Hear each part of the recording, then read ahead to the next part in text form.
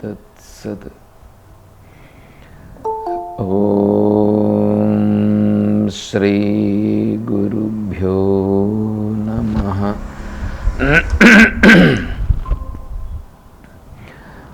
ఓం సదాశివసమారంభాం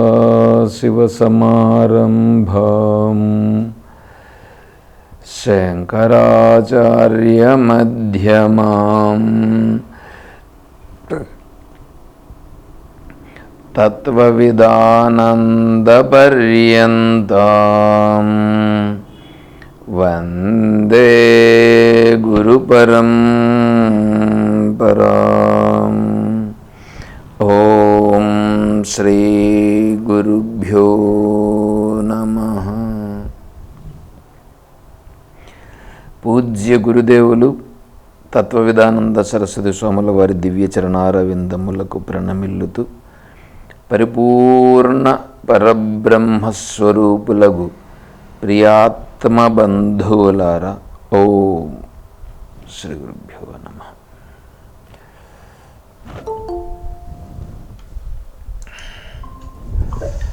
శ్రీమద్ భగవద్గీత 12వ అధ్యాయంలో మనం ఉన్నాం. 20వ శ్లోకం.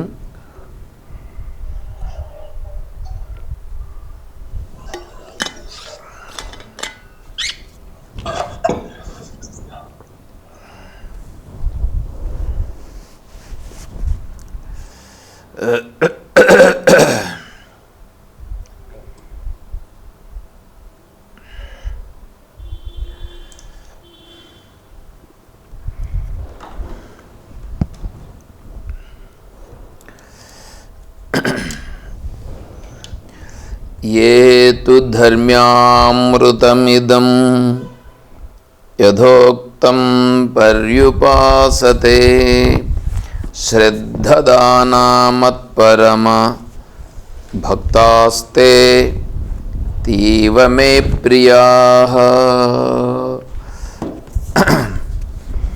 భక్తియోగంలో చివరి శ్లోకం. ఏతు ధర్మ్యామృతమిదం,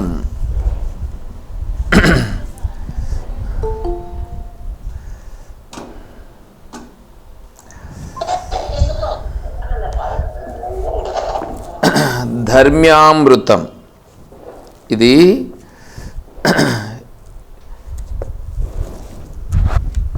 ఇంతవరకు చెప్పినటువంటి శాస్త్రం, అంటే భక్తియోగం అనేటువంటి శాస్త్రం ఏదైతే ఉన్నదో అది ధర్మ్యామృతం.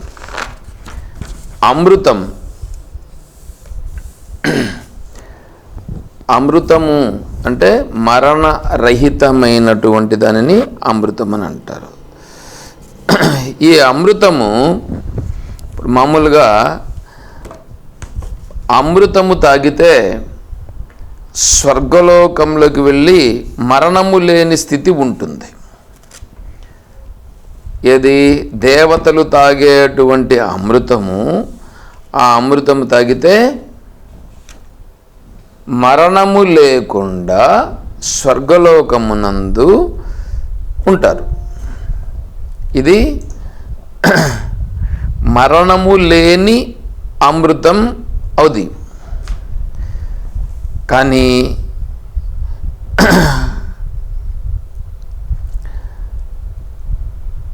అది స్వర్గలోకంలో ఉండి స్వర్గలోకంలో నుండి మళ్ళీ వాళ్ళ యొక్క ఆ పీరియడ్ అయిపోతే మళ్ళీ వాళ్ళు తేతం భుక్త్వా స్వర్గలోకం విశాలం క్షీణే పుణ్య మర్త్యలోకం విశంతి. అంటే వాళ్ళ పుణ్యానుసారం స్వర్గలోకంలో ఉండి ఆ పుణ్యం అయిపోయిన తర్వాత తిరిగి వాళ్ళు మర్త్యలోకానికి రావడం జరుగుతుంది.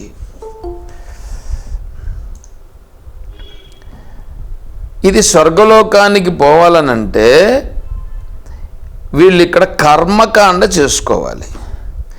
ఈ కర్మకాండలో యజ్ఞం అనేటువంటిది స్వర్గకామో యజేత అనేటువంటిది ఇప్పుడు ఇక్కడ ఏమైతే ఉన్నదో ఆ స్వర్గకామనతో చేసేటువంటి యజ్ఞము వలన స్వర్గములోనికి వెళ్ళి అక్కడ స్వర్గంలో ఉండేటువంటి వాళ్ళిచ్చే అమృతమును తాగి అక్కడ ఉన్నంతకాలము, ఎక్కడ స్వర్గములో ఉన్నంతకాలము, అక్కడ స్వర్గంలో ఉన్నంతకాలము వాళ్ళక్కడ అమృత స్వరూపులై ఉంటారు. ఎక్కడ స్వర్గంలో ఉన్నంతకాలం. తిరిగి వాళ్ళకి స్వర్గలోకంలో కాలం అయిపోయిన తర్వాత మళ్ళీ వాళ్ళు కిందికి వచ్చేయాల్సి వస్తుంది.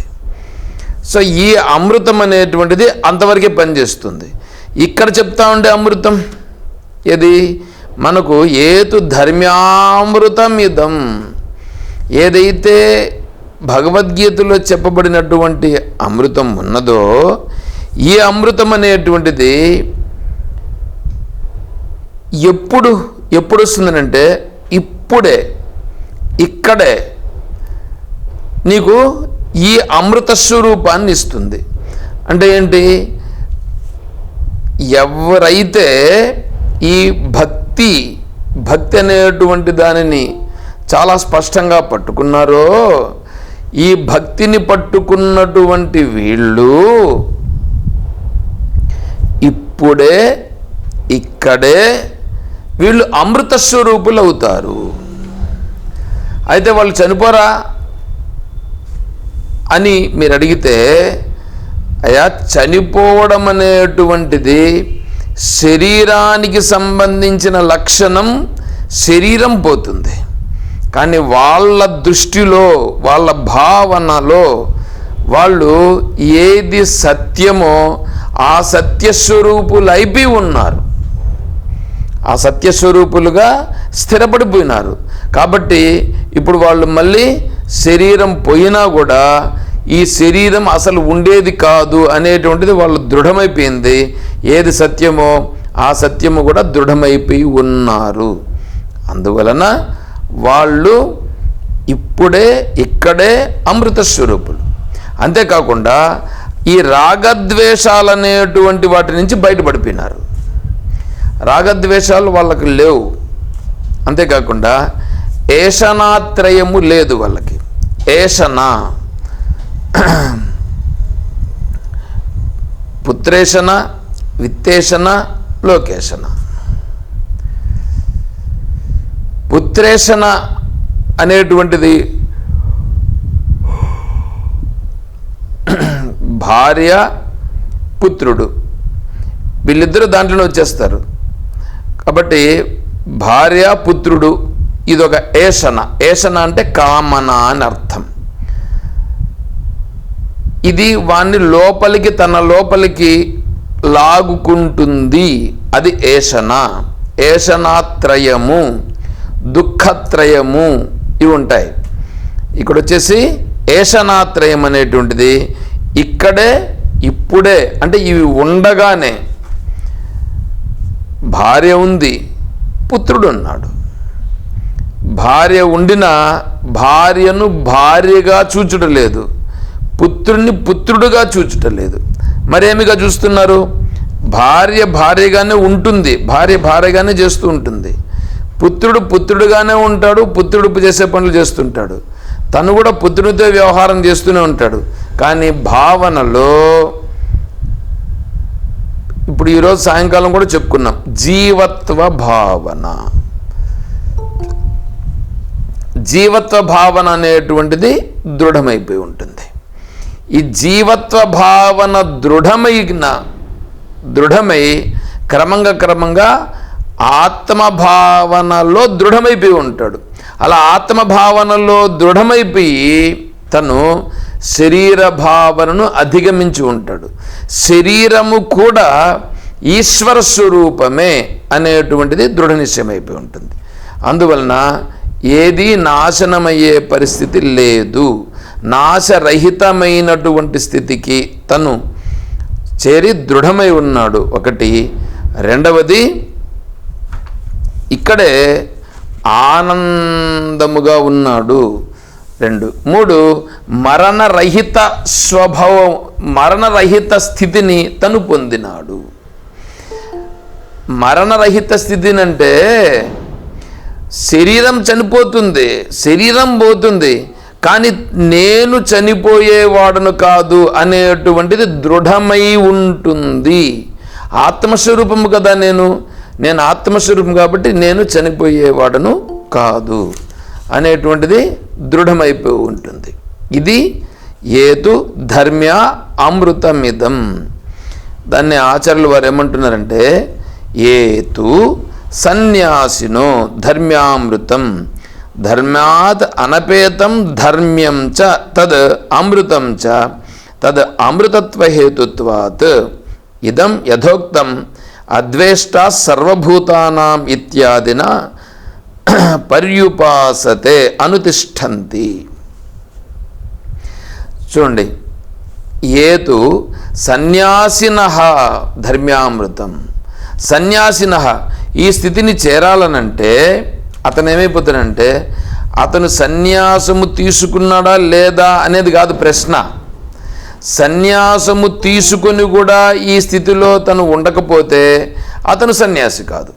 సన్యాసము తీసుకోకపోయినా ఇతను ఈ స్థితిలో ఉంటే, ఏవైతే ఈ 12వ అధ్యాయంలో 13వ శ్లోకం నుంచి చెప్పినటువంటి ఈ భక్తి లక్షణములున్నాయో, ఈ భక్తి లక్షణములు ఎవరికైతే అలవడినవో, చాలా స్పష్టంగా దృఢపడినవో, దానికే సద్గుణ ప్రాప్తిరేవ భగవత్ ప్రాప్తి అని భాగవతంలో చెప్పింది. కాబట్టి సద్గుణ ప్రాప్తి ఇతనిలో ఎలా ఉంటుందంటే సహజమైపోయి ఉంటాయి సద్గుణ ప్రాప్తి. ఇప్పుడు మీరు చూడండి, సత్యమును పలుకుట, సత్యమును పలుకుట ఏమంటే, సత్యమును పలుకుట అనేటువంటిది అది ఎంత సహజము. మనము సత్యమునే పలుకుచున్నామా? చూడండి, ఒకదాన్ని పట్టుకుంటే మనము సత్యమును పలుకుట, సత్యమునే పలుకుట అనేటువంటిది గొప్ప విషయం అనేది మనకు తెలుసు కదా. ఇప్పుడు నాకు తెలిసిన విషయమును సత్యమునే నేను పట్టుకొని ఉన్నానా? నేను సత్యమునే పట్టుకుని ఉంటే తప్పులు చెప్పుట అనేటువంటిది అది తప్పు అని తెలుసుగా. ఇప్పుడు మనం తప్పులు చెప్పుట లేదా? అవేమైపోయింటాయంటే తప్పులు చెప్పి చెప్పి చెప్పి సహజమైపోయి ఉంటుందండి. కొంతమందికి అయితే వాళ్ళు అంటారు, ఇంకా ఆ సమయంలో అది చెప్పకపోతే ఎలాగండి అని అంటారు. అట్లా కాదు, సహజమైపోవాలి సత్యమును చెప్పేది. మనం అసత్యములో ఉన్నాము కాబట్టి సత్యములో నిలవడానికి కష్టమవుతుంది. ఇప్పుడు మామూలుగా లంచం తీసుకోవడం అనేటువంటిది అలవాటైపోయినటువంటి వాళ్ళకి లంచం తీసుకోకుండా ఉండుట అనేటువంటిది కష్టమైన అంశం. కానీ ఆ లంచము తీసుకోకుండా ఉండుట అనేటువంటిది గన ఒకవేళ సహజమైతే వాడికి ఇప్పుడు లంచం తీసుకోవడం కష్టమైపోతుంది. ఎంత తేడా వస్తుంది చూడండి. సత్యమైనది ఏమిటి? నేను సహజముగా లంచం తీసుకోకుండా ఉండుట, సహజముగా నేను సత్యమునే పలుకుట, సహజముగా నేను ధర్మాచరణ చేయుట, సహజముగా నేను నిత్యకర్మానుష్ఠానము చేయుట, సహజముగా నేను ఇతరులను సహజ స్థితిలో ప్రేమించుట. చూడండి ఇది ఎలా ఉందో. ఇది ఇలా సహజత్వ స్థితిలో ఉండుట అనేటువంటిది ఏది ఉన్నదో అలా సహజత్వ భావనలో స్థిరపడుట అనేటువంటిది అది సహజంగా ఉండాలి, అది సహజమైపోవాలి. అలా సహజమైపోతే వాళ్ళు సన్యాసులు, వాళ్ళు నిజమైన సన్యాసులు. అలా ఎవడైతే నిజమైన సన్యాసి అయినాడో అతను ధర్మ్యాత్ అనపేతం ధర్మ్యం చ తద్ అమృతం చ తద్ అమృతత్వ హేతుత్వాత్. ఇలా ఈ సహజత్వం అయిపోయిన చూడండి, ఈ అనుష్ఠానం అనేది ఉందే, ఏ అనుష్ఠానము? ఈ ధర్మ ఆచరణ, ధర్మాచరణ అంటే ఈ భక్తి లక్షణములలో చెప్పినటువంటి లక్షణములు అతనికి సహజమైపోవాలి. అలా సహజమైపోయి ఎవరైతే ఉన్నారో వాళ్ళు అమృతం చ తత్ అమృతత్వ హేతుత్వాత్, ఈ ఇది అమృతత్వ హేతువు. ఏది? ఈ లక్షణములను పట్టుకుంటే అమృతమును పట్టుకున్నట్లే, అమృతమును సేవించినట్లే.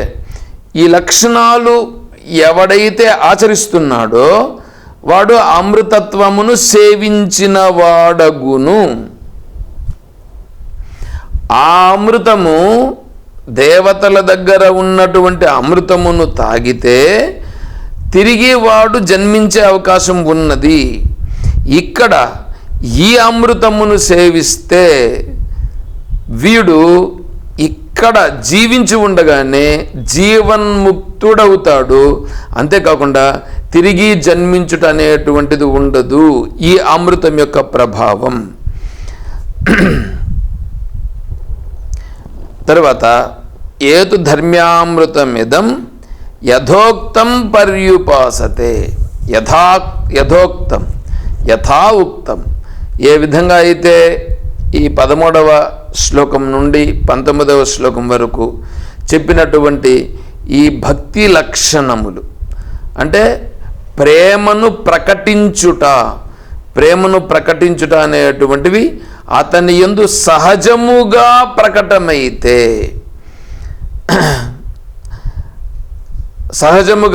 ప్రకటమైతే పర్యుపాసతే అంటే అనుతిష్టంతి.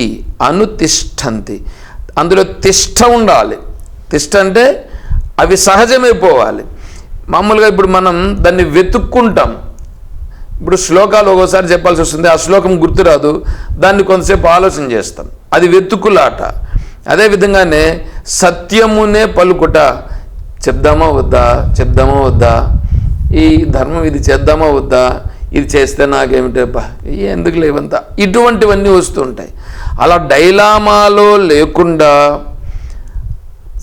సహజ లక్షణమైపోయి ఎవడైతే ఉంటాడో అతను శ్రద్ధదానాహ, దాంట్లో ఎట్లా ఉండాలి, ఇంకా శ్రద్ధదానాహ సంతః మత్పరమాహ. శ్రద్ధదానాహ, ఈ శ్రద్ధదాన అనేటువంటిది చూడండి, భగవద్గీత 12వ అధ్యాయము మొదలు పెడుతూనే మొదట్లో అర్జునుడు ప్రశ్న అడిగాడు. ఏవం సతతయుక్తాయే భక్తాస్తం పర్యుపాసతే ఏ చాప్యక్షరమవ్యక్తం తేషాంకే యోగ విత్తమాహ అని ప్రశ్న అడిగితే భగవంతుడు శ్రీ భగవానువాచ మయ్యావేశ్య మనోయే మాం నిత్యయుక్త ఉపాసతే శ్రద్ధదానా మత్పరమాహ. చూడండి అక్కడ శ్రద్ధదానాహ, శ్రద్ధ కలిగి ఉన్నటువంటి వాడు.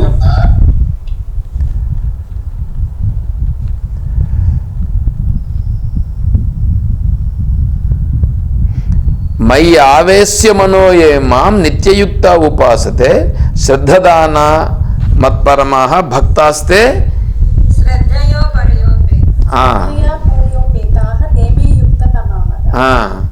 శ్రద్ధయా పరయోపేతాః తేమే యుక్తతమామతాః అని అన్నాడు.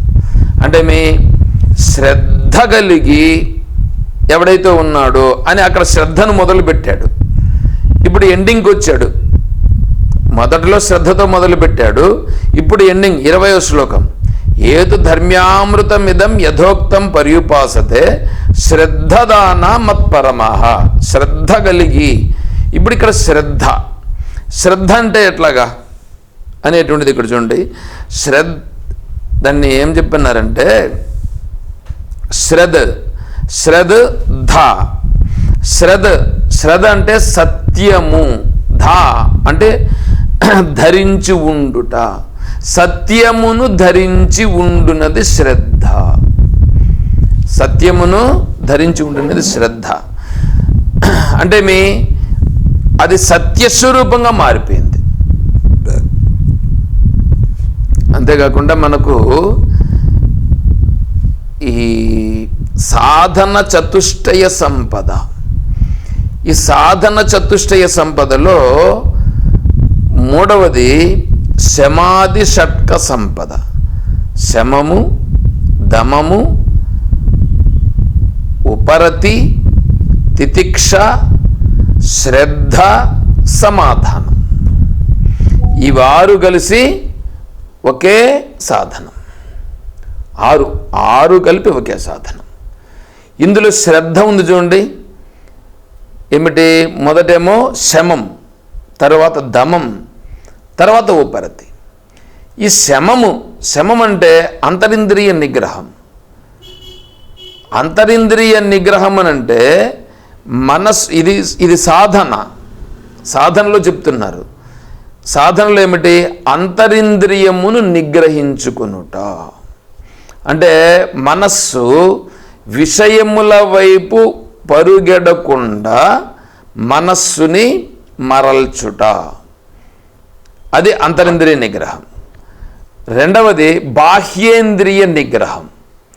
అంటే ఇంద్రియములను విషయముల వైపు పోనీయకుండా ఇంద్రియములను నియమించుట. ఉపరతినంటే ఈ ఇంద్రియములు, ఈ మనస్సు విషయముల వైపు పోకుండా నిగ్రహిస్తే అవి కంట్రోల్గా ఉండవు. అప్పుడేం చేయాలి? దానికి ఇష్టమయ్యే విధముగా ఆత్మతత్వ మార్గము వైపు పంపించుట, ఇది ఉపరతి. ఇప్పుడు తితిక్ష అంటే ఎప్పుడైతే ఈ శమదమాదులు కలిగి ఇతని యొక్క మనస్సుని ఆత్మోన్ముఖంగా పంపించినప్పుడు బాహ్యము నుండి, అంటే ప్రపంచములో నుండి ఇతనికి సుఖదుఖాలు, రాగద్వేషాలు, లాభనష్టాలు అనేటువంటివి ఇతని పైన దండెత్తినట్లుగా వచ్చి పడుతాయి. అలా పడిన వాటిని శాస్త్ర పద్ధతి పూర్వకముగా, అంటే శాస్త్రంలో చెప్పిన విధానముగా తను చాలా శాస్త్రంలో చెప్పిన ప్రకారంగా మనస్సుని వివేకముతో కలిగి ఓపికగా ఉండుట, ఇది తితిక్ష. ఇప్పుడు శ్రద్ధ అంటే ఈ 4 లక్షణములు దాటుకుని వస్తే ఇప్పుడు శ్రద్ధ. అప్పుడేమవుతుంది? ఈ శ్రద్ధలో వీడి మనస్సుని చాలా స్పష్టంగా ఈ తత్వము వైపు పెట్టగలగాలి. అప్పుడు కూడా శ్రద్ధతో పెట్టగలగాలి. శ్రద్ధావాన్ లభతే జ్ఞానం.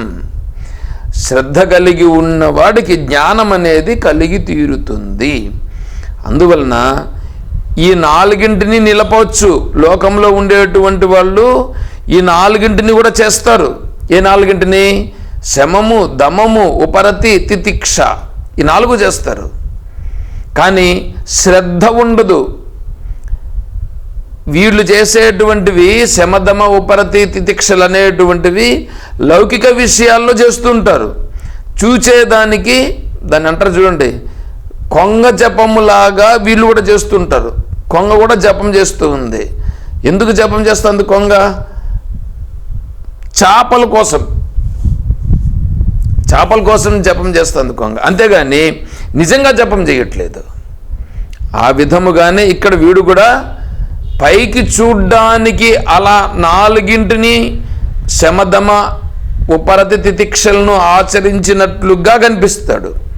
దాని వెనకాల ఖచ్చితంగా వాడికి లౌకిక విషయాసక్తి కొరకు వాడు అలా ఉంటాడు. కానీ ఇక్కడ అలా చెప్పుటలేదు.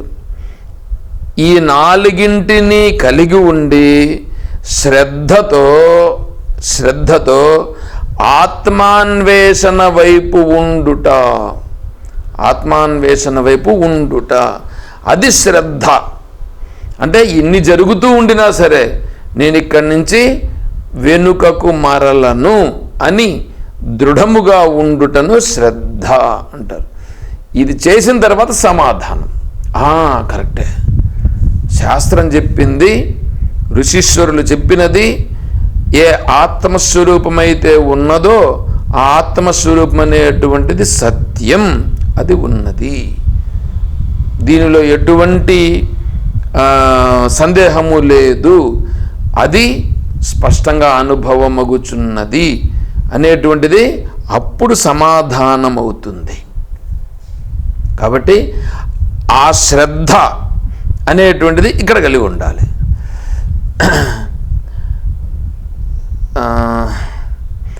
శ్రద్ధామయోయం పురుషో యో యశ్రద్ధ స ఏవ సహ, 17వ అధ్యాయంలో వస్తుంది. శ్రద్ధామయోయం పురుషో యో యశ్రద్ధ సహ ఏవ సహ అశ్రద్ధదానా పురుషా ధర్మస్యాస్య పరంతప అప్రాప్య మాం నివర్తంతే మృత్యు సంసారవర్త్మని. ఇది 9వ అధ్యాయం. అశ్రద్ధదానా పురుష ధర్మస్యాస్య పరంతప అప్రాప్య మాం నివర్తంతే మృత్యు సంసారవర్త్మని. అశ్రద్ధ కలిగి ఎవడైతే, అంటే శ్రద్ధ లేకుండా, అంటే నా తత్వము తెలుసుకోవాలని, నా తత్వం అంటే ఎవరండి? ఇప్పుడు మళ్ళీ భగవంతుని గురించి ప్రార్థించుట అనేటప్పుడు భగవంతుడు ఇతని నిర్దేశిస్తున్నాడు, వీడు భగవంతుని ప్రార్థించాలి అనేటట్లుగా భగవంతుడు ఒక కండిషన్ పెడుతున్నాడు అని అనుకోవద్దు.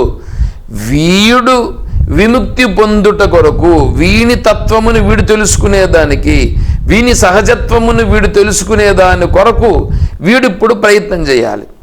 అది శ్రద్ధ. ఎవడైతే అలా శ్రద్ధ లేకుండా ఇంద్రియ మనస్సులకు సంబంధించిన విషయముల యందు శ్రద్ధ కలిగి ఉన్నాడో వాడు అశ్రద్ధ కలిగిన వాడు.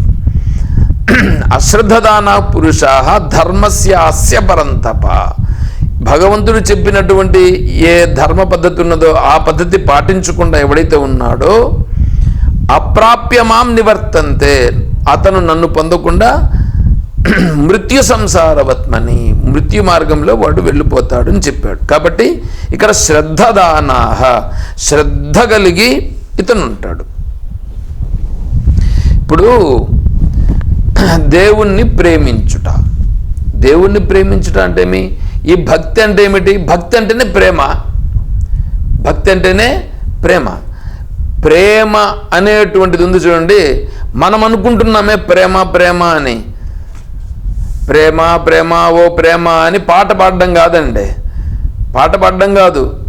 మనము మోహమునకు ప్రేమకు తేడా తెలుసుకోవాలి. మోహం అనేటువంటిది రాగద్వేషాలతో కూడినటువంటిది, తర్వాత సంబంధముతో కూడినటువంటిది. ప్రేమ అటువంటిది కాదు, ప్రేమ అటువంటిది కాదు. ప్రేమ సహజమైనటువంటిది, సహజత్వ స్థితిలో ఉండేటువంటిది. ఆ ప్రేమను సహజముగా ప్రకటించేటువంటిది. అలా సహజముగా ప్రకటించేటువంటి ప్రేమ ఇప్పుడు ప్రతి ఒక్కరిని ప్రేమిస్తున్నాడు. ప్రతి ఒక్కరిని ప్రేమించుతా అంటే వాళ్ళని పట్టుకొని కౌగులించుకుంటున్నాను కదా అర్థం. ఈ కౌగులించుకునుట అనేటువంటిది దేహాభిమానముతో చేసేటువంటి, మోహావేశంతో చేసేటువంటిది. అది ప్రేమ కాదు. దానికి కూడా ప్రేమ అని పేరు పెట్టుకున్నారు. అది ప్రేమ కాదు. అదేమిటి? అది మోహం. సరే, ఇప్పుడు ఇక్కడ ప్రేమ అనేటువంటిది చూడండి. ఈ ప్రేమ సహజంగా ఉండాలి. అయ్యా నువ్వు ప్రేమించుట ఎందుకొరకు అని అడిగినారని అనుకోండి. ఆ ప్రేమించుట ఎందుకొరకు అని అడిగితే ఇప్పుడు మీకు అయ్యా మీరు శ్వాస తీసుకునుట ఎందుకొరకు అని అడిగితే మీరు శ్వాస తీసుకునుట అనేటువంటిది ఎందుకొరకు అనేది ఏమన్నా మీరేమన్నా దానికి క్యాలిక్యులేషన్ వేసి దాన్ని శ్వాస తీసుకుంటున్నారా? క్యాలిక్యులేషన్ వేసట్లేదు. అది సహజంగా జరుగుతుంది. అదే విధముగానే ప్రేమించుట అనేటువంటిది సహజమైపోతుంది, సహజమైపోవాలి. అలా సహజమై